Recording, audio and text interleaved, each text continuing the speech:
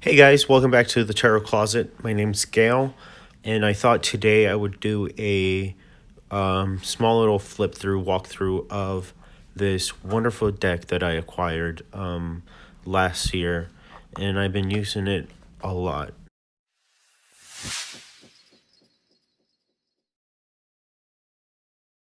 It's definitely a treasure in my collection.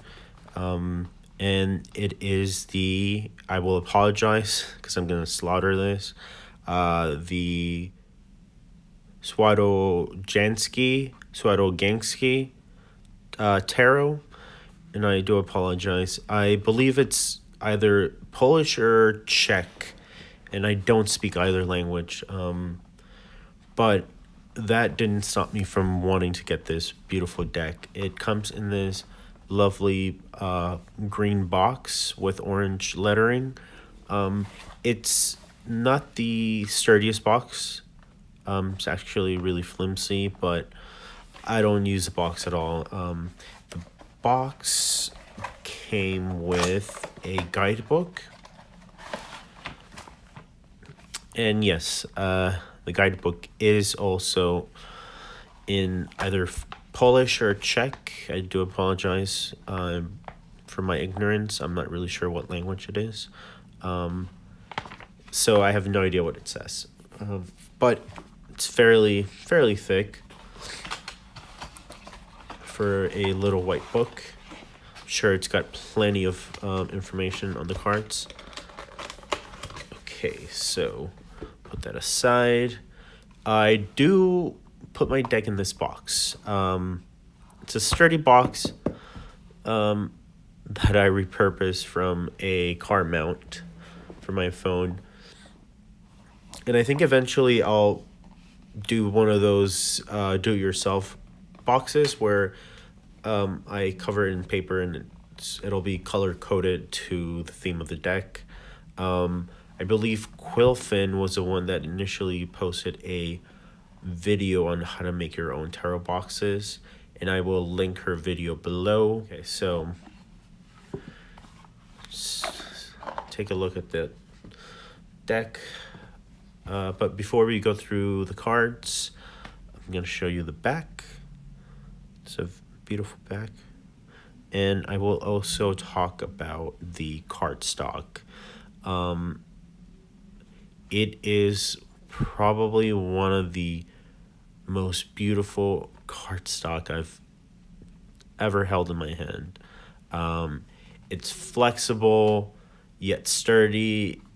It goes back to its form when you bend it. The finish on this deck, it's not glossy, it's very matte, but it's very hard to explain. The touch, that finished touch on the paper. I think the closest thing to what it feels would be when you touch a rose petal.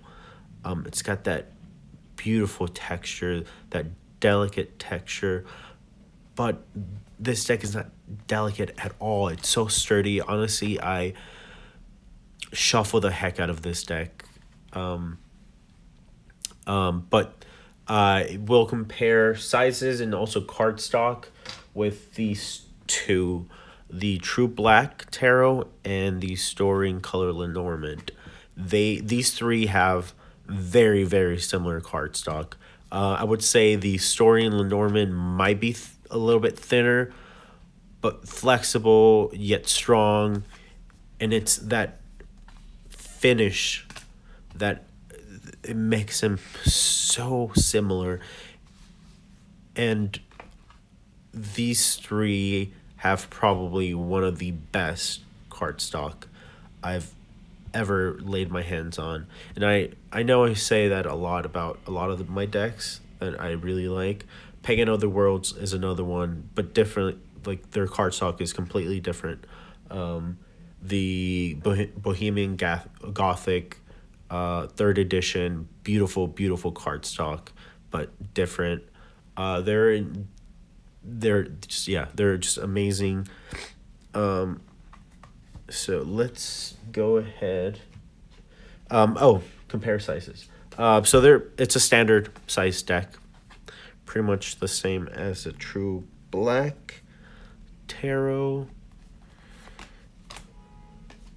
In comparison with the Margaret Peterson, definitely not as big. So yeah, it's a standard size tarot, like I said. And it's worth mentioning that this deck has helped me a lot transitioning from the Rider Waite system to the Marseille. The reason why I say this is because the majors are straight up Marseille. But when it comes to the minors, excluding the court cards, they're very Rider Waite. Not entirely the same depiction. They do stray a little bit. So, with that in mind, let's just get right through it. And before I begin, so I do read mostly with Pip decks, Marseille decks now. But I learned tarot just like most of us with the Rider Waite Smith system. I do adore the Rider Waite Smith system, but I'm just so much more right now into Pips. So I'm not using this deck too much anymore, and that's why I said it was a great transitioning deck, going from Rider Waite to Pip decks, because it's so it's like combining both systems into one. So this is the Fool, Magician,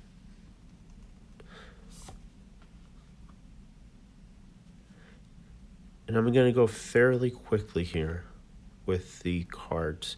If you guys want to see the cards a little bit longer, just go ahead and pause the video. So as you can tell so far, it's very similar to Rider Waite. I mean, to the Marseille with the minors. What I love about this deck, it's got that antique look. They made it seem like it's old and ancient, and yeah, just the whole, it's very pleasing to the eyes and to the touch as well.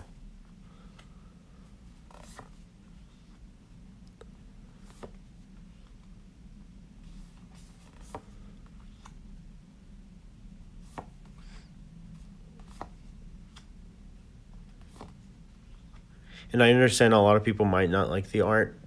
It is very crude and very, yeah, it's different, and I like that. And the choice of color, the palette, for me, it's definitely a beauty. And just like anything, it's subjective.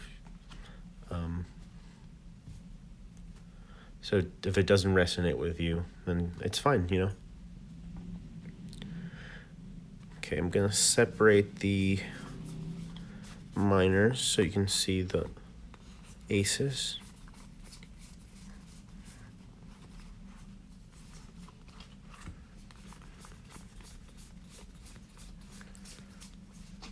This is typically the order I put my suits in, from my favorite to least favorite.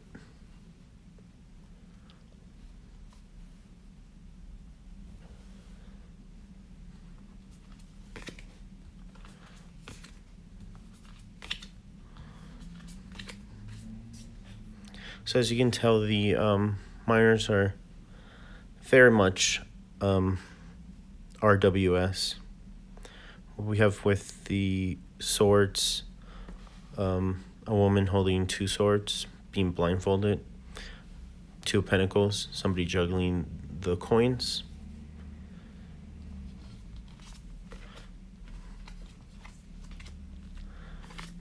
But then, yeah, there's bit of differences.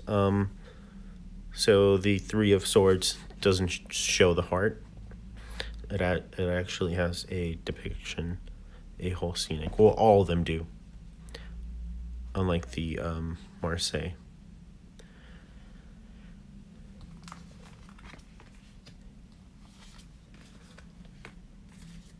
And what I do like about this deck, about the minors, yes, they are, they have depictions of the meaning, but it also strays away a little bit from the Rider Waite.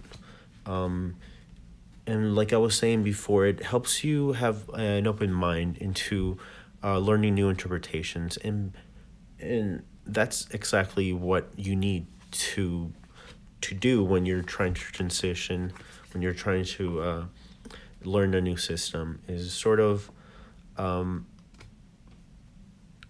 being able to learn something new, and not necessarily just keep your traditional associations with the cards.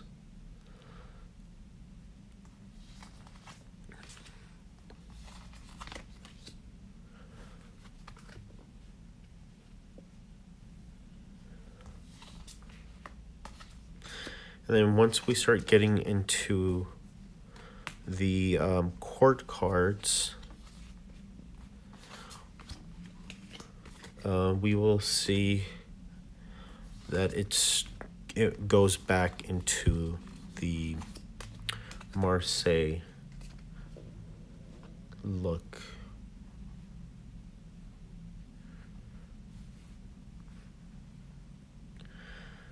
I did want to mention this card. I find it interesting. I wonder what the book would say why the cup is being covered. Because for me, the page of just any of the minors, to me, is somebody who's open to new ideas, open to learning. So with it being covered, I wonder what the creator was thinking.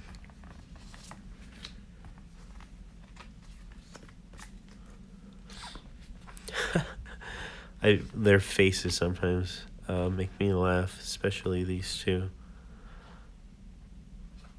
It's definitely not for everyone.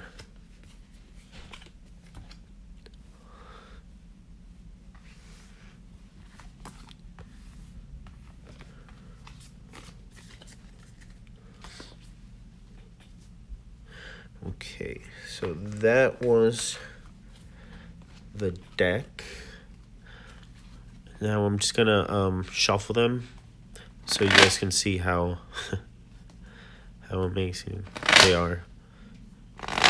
It's very sturdy. You can be like rough with them.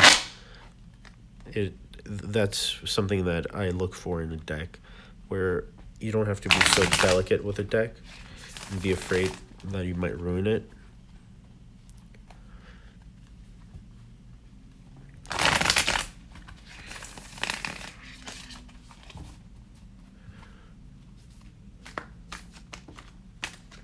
Ooh, we got a jumper.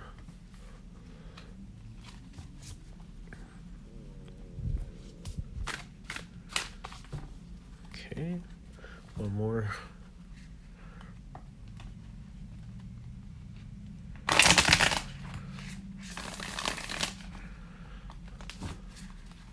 Just lay out a couple of the cards.